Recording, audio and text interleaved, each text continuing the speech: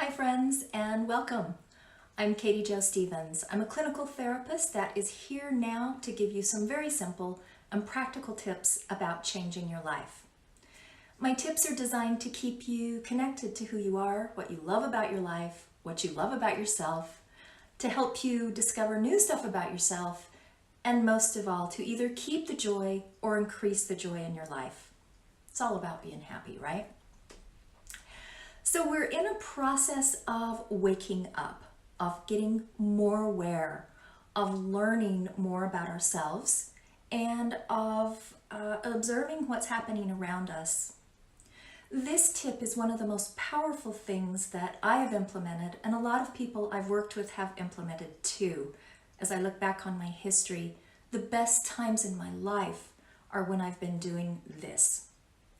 I call it reflective time. Alone, reflective time. I carve out at least 30 minutes in the morning. That's because I'm a morning geek.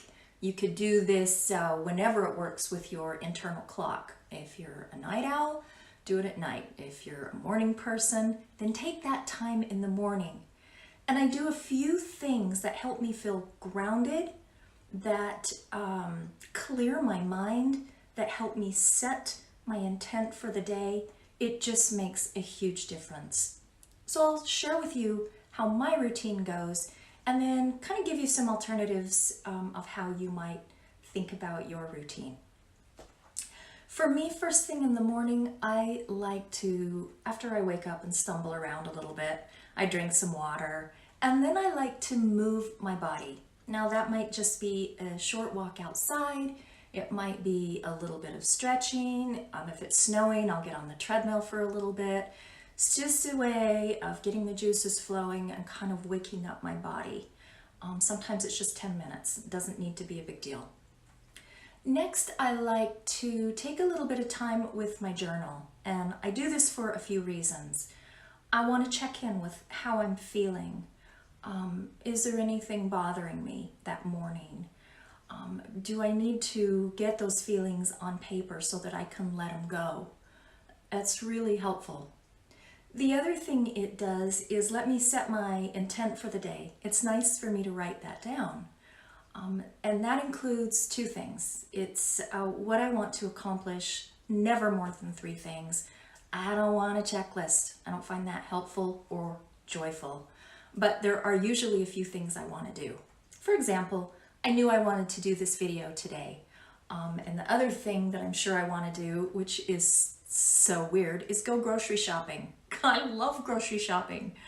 When I was in the corporate world, my husband did all the grocery shopping. He's great at it, but it is a real treat for me to be able to go and wander through the aisles and look at the produce and pick it up and put it down.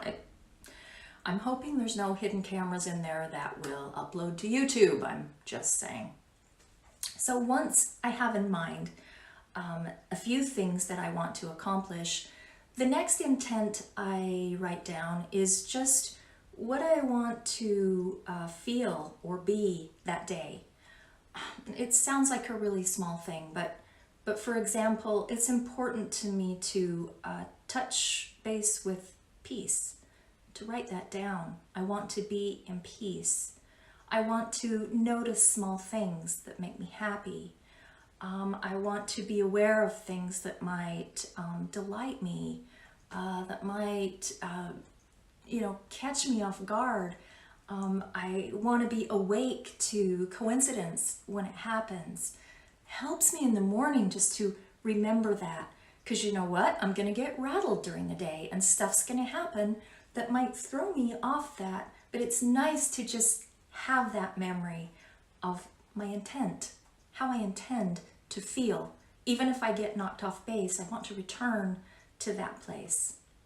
I also incorporate books sometimes, just brief snippets of books. They rotate. Books that make me feel good or that remind me of something or introduce a new way of thinking. It's usually stuff I've read a lot of times, but I know that it's soothing to me or energizing to me or whatever it is I'm looking for.